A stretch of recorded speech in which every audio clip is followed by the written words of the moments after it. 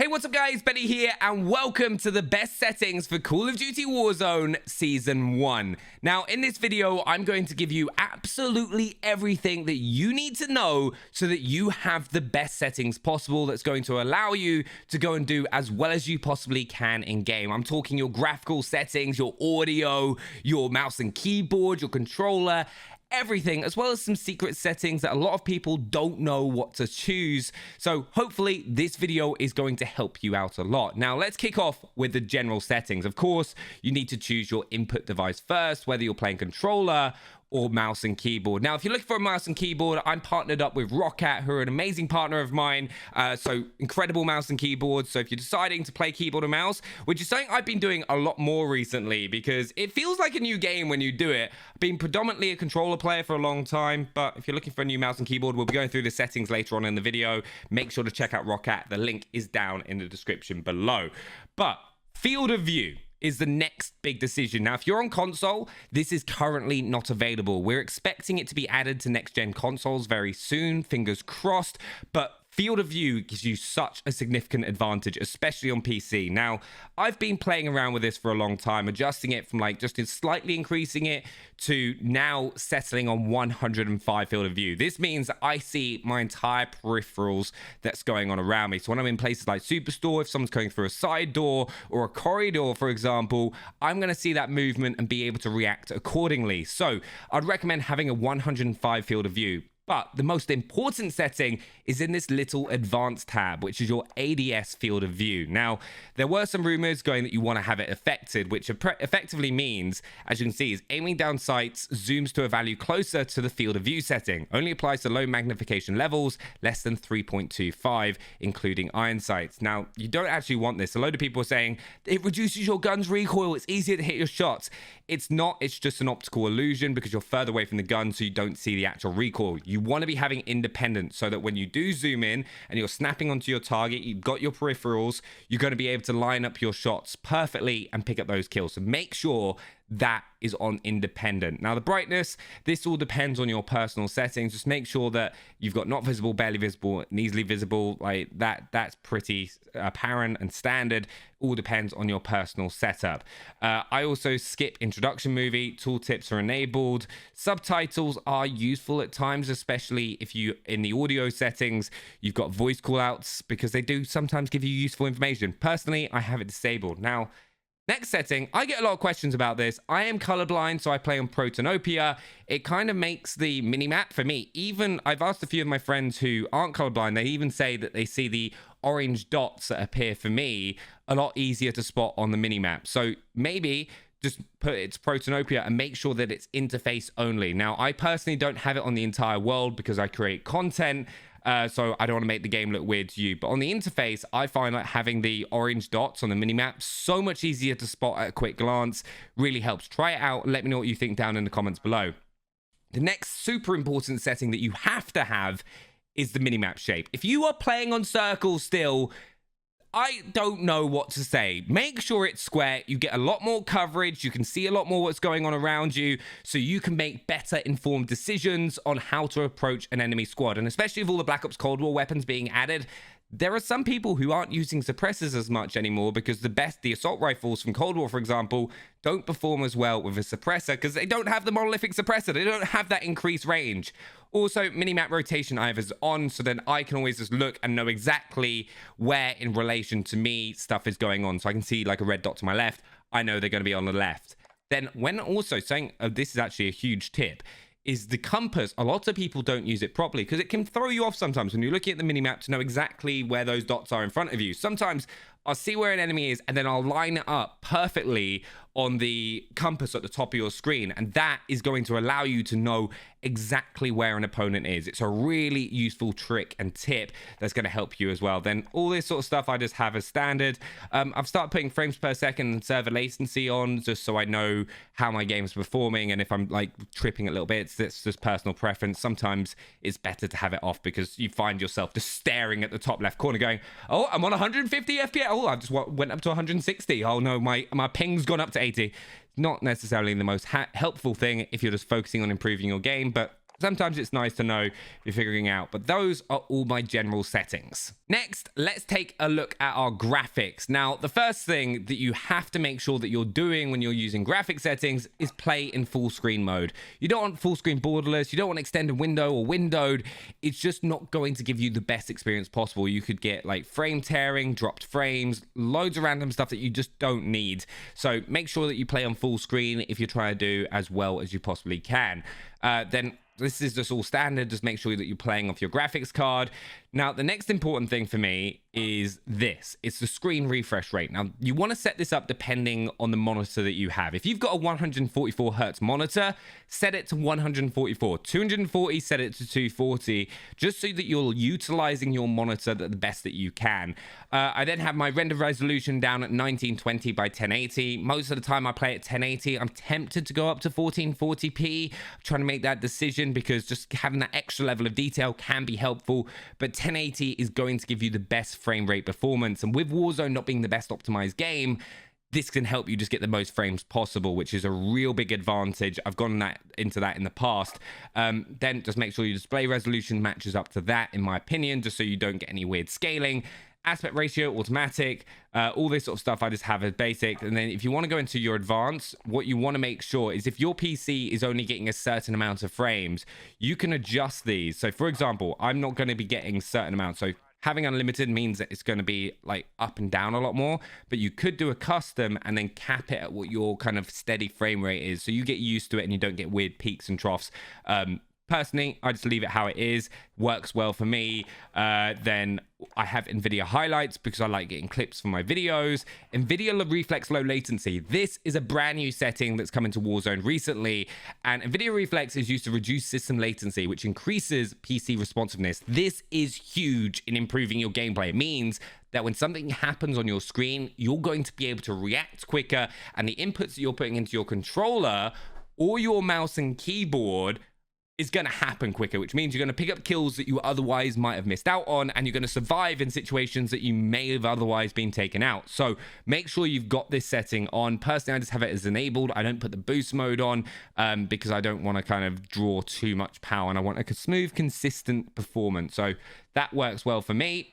Then I just have this as completely normal. Particle quality I have as low. I try and make sure that my VRAM is not being used as much. You can see it in the top right hand corner now, just like kind of like above me, just here. It's got a lot of space to play with, but I put it on normal. Texture resolution's normal. I want to see that detail. Anisotropic, normal. Particle quality, low. I don't need to see all the little bits of detail in that.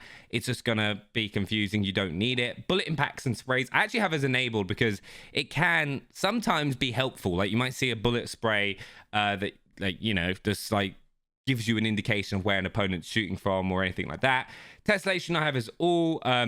This works well for me. On-demand texture streaming, disabled. Now, I just don't want those high-quality texture packs. Like I said, I want as many frames as possible for performance. Then you've got your daily download limits and stuff like that. It's not too important. Shadow map resolution, actually really important. Now, a lot of people underestimate the value of shadows, but in places like Superstore or around buildings, when like the sunlight kind of goes through, the amount of times I make a decision on when an opponent is pushing me is based off the shadow. I'll see the shadow first, knowing where they're going to be coming from. So make sure you've got those on. If you can, cache your spot and sun shadows. Particle lighting, I have as normal. DirectX ray tracing's disabled.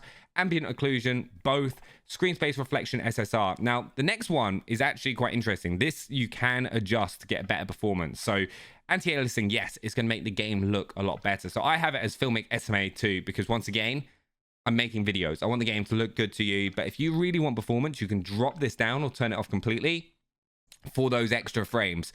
Game's not going to look as great, but, you know, it can help you out. Next, depth of field. Make sure this is disabled. You do not want this on because, as you can see, if it's disabled, out of focus blur effect is gone. Otherwise, when you're going into aim down sight, you're going to get blurs. You do not want blurs in your game because it's just going to mean that you're missing out important details. Have that off. Filmic strength, 0, completely off. Wall motion blur and weapon motion blur, both off. You do not want blurs in your game. It's just like, it's just horrible. And trust me, you will improve if you have these disabled. Film grain is then at a 0, and that is your graphic settings. Next, we have audio. Now, audio is, I can't tell you how important it is to do well at this game. First of all, the audio mix that I use is Boost High. This really kind of amplifies those footsteps in the sound mix. I played around with this for a long time. I was like kind of using Boost, Home Theater, and I just found that Boost High is the best one to go for. I then have master volume at 100. Music volume is off. You don't need music in this game. It's just like, yeah, it can be cool to listen to and make certain moments feel epic. But if you're going for performance and doing as well as you can, have that off. Dialogue 36, like I said, characters sometimes give you useful information like calling out an opponent so you know to react. Effects, that is 100. That is the most important setting to have because that's like gunshots, footsteps, vehicles, all that jazz. You want to be able to hear that clearly. Juggernaut music, thank God. They are gone. Juggernauts are gone in season 1, but disabled. You don't really need to know that in Warzone. Hit marker sound effects, I just have as MW. I think it's the coolest one. Like some people use classic, but MW is the best one in my opinion. And then you've just got your standard voice chat settings, which aren't really that important. I also have just war tracks as off. Also, something I would suggest is make sure that you use a headset when you're playing this game. It's just going to be able to help you identify where enemies are coming from. Like I said, I'm partnered with Turtle Beach, who I've used for absolutely years. Their link, if you need a new headset, is down in the description below. But now let's check out the controller settings. Now, my controller settings are something that I've changed a lot over the past few weeks. I'm always making tweaks, just trying to perfect my controller setup. Now, the one thing that's never changed is the BR button layout. Tactical is the best one, hands down. It's just super useful just because then you can like slide without taking your thumb off your thumbstick, which is very, very important. So make sure to get used to tactical if you haven't already and you've been using default. It will improve your gameplay in the long run. Dead zone I have as a 0.1. You can push this down to a 0.05 if you've got a brand new controller and you don't have any stick drift, but 0.1 seems to be the nice middle ground for that. Then I've upped my sensitivity a little bit. I've gone to a 5.5. Now, I am tempted, I have to admit, to go to a 6.6, but I'm just making small adjustments. 5.5 is what I've been using for the past month or so now, and it really helps. It allows me to react to situations better and be able to snap onto opponents without being too slow. Because, you know, time is very important in Warzone. If you take too long, you're going to get taken out. I then have a 0.85 ADS sensitivity multiplier, which on the low zoom optic, it helps so much. It just kind of gives you that little bit when you snap onto an opponent. You can then make those micro adjustments to land those headshots. It really does help, especially at those medium to long range gunfights when you're using like a Kilo or the brand new weapons like the Krig. So make sure you've got that setting.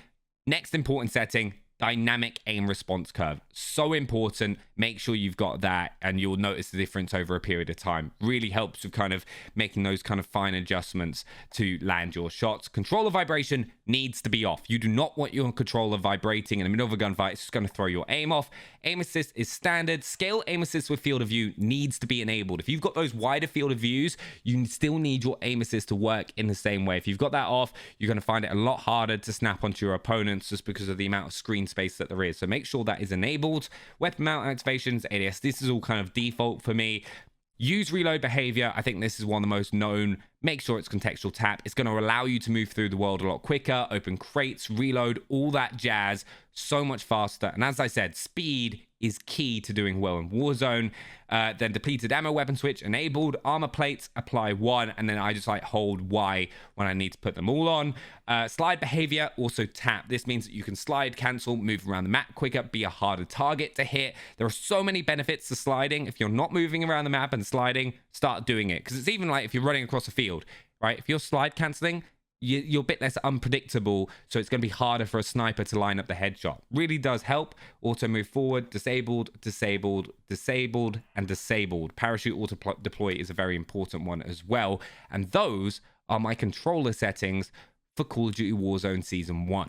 Next, we have my mouse and keyboard settings. Now, I've actually been using mouse and keyboard a little bit more recently because it kind of makes the game feel so much different. And also, a big thank you to my partners Rockcat for hooking me up with a brand new mouse and keyboard setup as well. But the mouse sensitivity that I've been using is a 4.6. Now, I prefer the lower sensitivities. I've got my whole arm for a range of movement, and that allows me to be accurate and land as many headshots as possible. Advanced, I kind of just use all defaults. You don't need to change those, so don't collapse them. aim down sight, mouse sensitivity I have as relative. That means whenever I'm aiming down sight or hip fire, it's going to be the exact same. So I don't need to remember two different sensitivities depending on what I'm doing. So it's kind of more muscle memory. Everything else on the bottom I have as completely off. You don't want mouse acceleration or mouse filtering or smoothing. It's just not going to help with your aim. Now, most of the other settings I have as the exact same as my controller settings, but there is one keybind that I've changed, which is when I go prone, which is E, which means that when I'm using WASD to move around, I can then E to drop shot, which is really helpful. I think it's a big advantage that mouse and keyboard has over a controller, and then C just to crouch / slide. Really easy. I found that works perfectly for me, and the rest I kind of use as default. But those are my mouse and keyboard settings. And like I said, if you want to go check out a brand new mouse and keyboard, make sure to go check out Rocket. They've been amazing partners alongside Turtle Beach for me. Their links are down in the description. But I hope you found this settings video helpful. Let me know what you think down in the comments, and I will see you next time for another video.